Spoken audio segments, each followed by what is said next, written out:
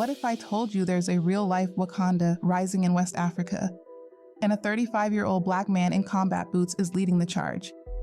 His name is Ibrahim Traoré, and if you haven't heard of him yet, it's time to pay attention. Traoré is the youngest head of state in the world, and he's shaking the table in ways global superpowers didn't see coming. In a time when many leaders are bought, broken, or backed by foreign interests, this brother is moving different. He's not trying to join the old systems, he's trying to break them. Back in 2022, Traoré, a former military captain in Burkina Faso, led a coup against his own government. Normally coups signal corruption or chaos, but this one felt different. His country was suffering under terrorist attacks and broken promises. Foreign troops, mostly from France, were stationed on the ground claiming to help, but the violence kept rising. So, Traoré stepped in and took over, not for power, but for protection.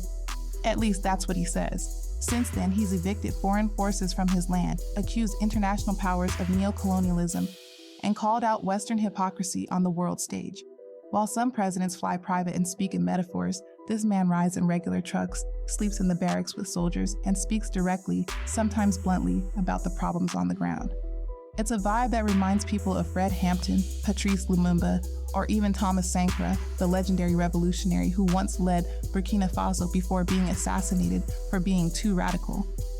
But Traoré isn't just about speeches, he's about systems. He nationalized gold mines that had been lining foreign pockets while his people lived in poverty. He's pushing a new Pan-African alliance with Mali and Niger, building economic, military, and cultural independence without asking the West for permission. He's talking about sovereignty, security, and self-determination, ideas that are easy to post about but hard to implement. And yet, he's doing it. Now, let's keep it honest, Traoré isn't beyond criticism. He's delayed elections. He's tightened control of media. And some fear that in the name of revolution, he could slide into dictatorship. That tension between revolution and repression is one we've seen before, and it's one we should watch closely.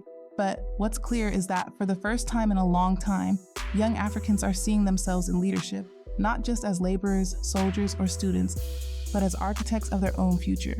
For African Americans who've only seen Africa through poverty porn or safari documentaries, Ibrahim Traoré is a reminder. Black leadership doesn't always look like bow ties and ballads. Sometimes it looks like resistance, sometimes it looks like fire. And even if he doesn't have the answers to every question, he's asking the ones that matter. Who owns the land? Who controls the gold? Who gets to write the rules? That's not just an African question, that's a global Black question. And Traoré's saying, we do. From now on, we do.